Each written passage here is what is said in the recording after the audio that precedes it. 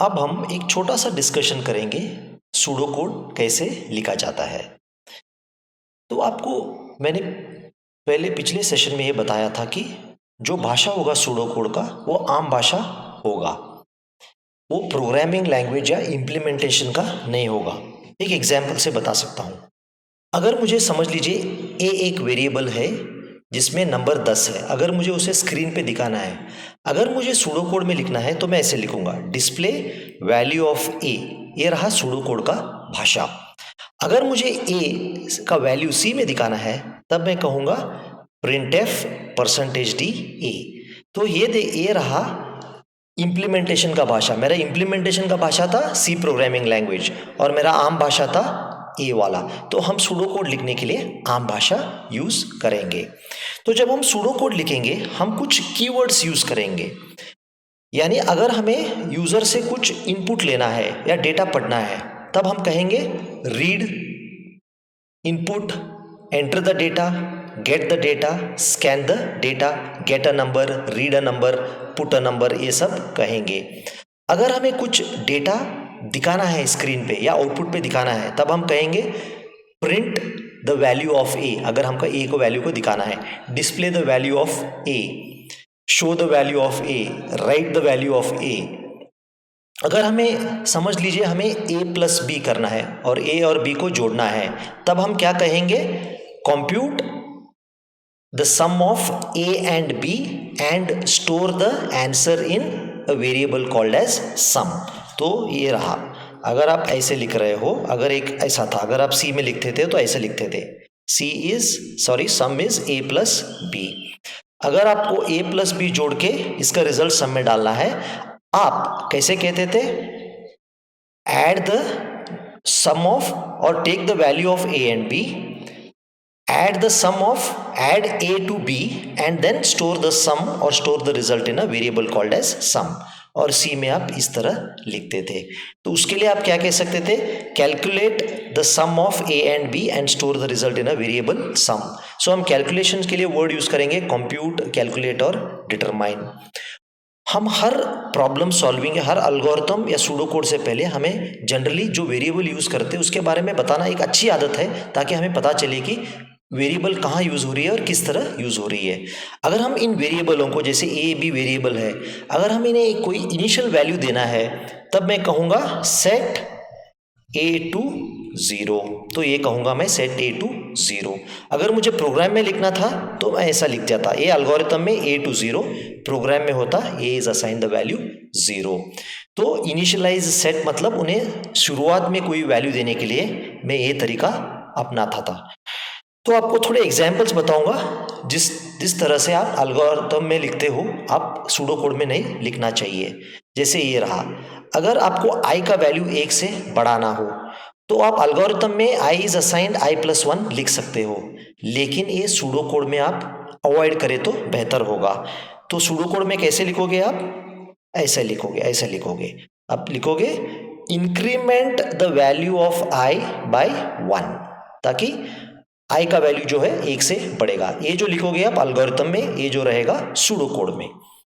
और समझ लीजिए अगर मुझे a प्लस बी जोड़ के उसका आंसर रिजल्ट में डालना है तो मैं एल्गोरिथम में ऐसे लिख सकता था। ठीक है, मैं ऐसे लिखूंगा result is a plus B, लेकिन ये अच्छी आदत नहीं है। सूडो कोड में लिखने के लिए ये अच्छी आदत नहीं है, तो ये ऐसा रहेगा। तो इसे अवॉइड किया जाना अच्छा है। अगर मुझे सूडो कोड में लिखना है a प्लस बी तो मैं ऐसे लिखूंगा, calculate result as the sum of A and B, यानी ए और बी को जोड़ेगा और इसका आंसर जो होगा, जो सम होगा, वो रिजल्ट में स्टोर हो जाएगा। ये था preferred way of writing a statement in using a pseudo code. आपको मैं एक छोटा सा एग्जाम्पल लेके सूडो कोड कैसा लिखा जाता है उसके बारे में थोड़ा बहुत मैं बता दूंगा। समझ लीजिए आपको 2 नंबर है आपके पास, ठीक है, ए और बी, और उस दोनों नंबरों को आप लेके मल्टीप्लाई करना चाहते हो, यानी उनको मल्टीप्लाई करके उनका रिजल्ट दिखाना चाहते हो। तब आप क्या करोगे, आपके पास 3 वेरिएबल होना जरूरी है। पहला वेरिएबल होगा ए, दूसरा होगा बी और तीसरा होगा आपका प्रोडक्ट या उसका मल्टीप्लिकेशन, जो ए इंटू बी क्या आएगा उसका रिजल्ट रखोगे।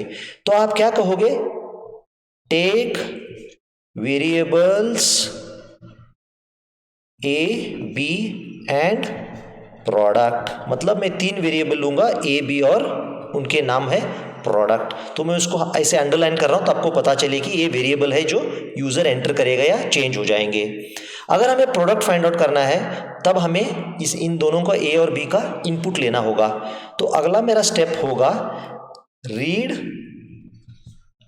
The values of A and B, यानी ए और बी का वैल्यूज मैं पढ़ लूँ यूजर से, या ए और बी के अंदर में 2 वैल्यूज डाल दूँ। तो आप ए को एक मेमोरी लोकेशन समझ सकते, बी को तीसरा मेमोरी लोकेशन और सम को लास्ट मेमोरी लोकेशन। तो ए रहा ए रहा बी, ए रहा सम।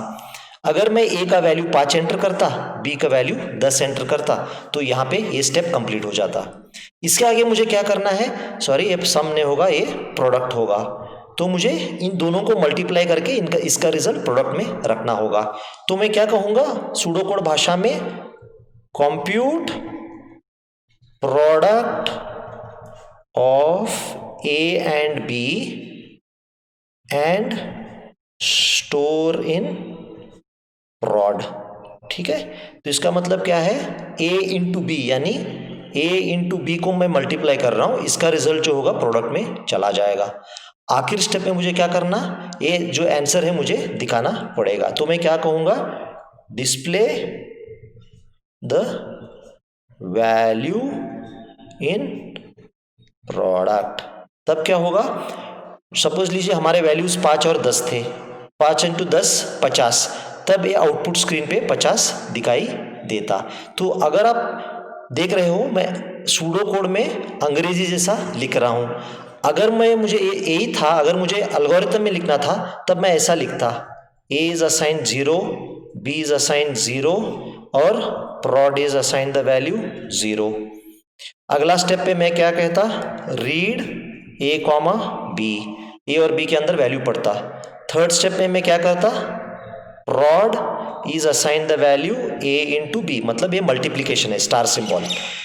फोर्थ होगा इसका रिजल्ट, तो मैं क्या कहूंगा, डिस्प्ले prod। ठीक है, अभी ये काफी इंपॉर्टेंट चीज इसमें आपको समझ में आएगी। ये जो है पहला जो है प्रॉब्लम दिया गया है कि आप इसको प्रोडक्ट में फाइंड आउट करें। अगर आप इंग्लिश लाइक लैंग्वेज लिखोगे ये रहेगा सूडो कोड, ठीक है। और अगर आप ऐसे लिखोगे, ये रहा एल्गोरिथम, और अगला स्टेप इसको कन्वर्ट करोगे आप सी कोड में। ये जो है सब प्रॉब्लम जो है सबसे ऊपर है, उसके एक लेवल नीचे है सूडो कोड, उसके एक लेवल नीचे है एल्गोरिथम, और सबसे नीचे जो कंप्यूटर को समझ में आए वो है सी कोड। ठीक है, तो ये रहा उनका लेवल, मतलब लेवल 1 पे है प्रॉब्लम, लेवल 2 पे है सूडो कोड, लेवल 3 पे है एल्गोरिथम, लेवल 4 पे है सी प्रोग्राम जो कंप्यूटर को समझ में आता है। जितना आप ऊपर लेवल जाओगे उतना लेवल इंसानों को समझ में आना जरूरी है। सी कोड बहुत कम लोगों को समझ में आएगी, एल्गोरिथम थोड़े और ज़्यादा लोगों को समझ में आएगी, सूडो कोड तो लगभग सभी को समझ में आना चाहिए, और प्रॉब्लम तो प्रॉब्लम ही है।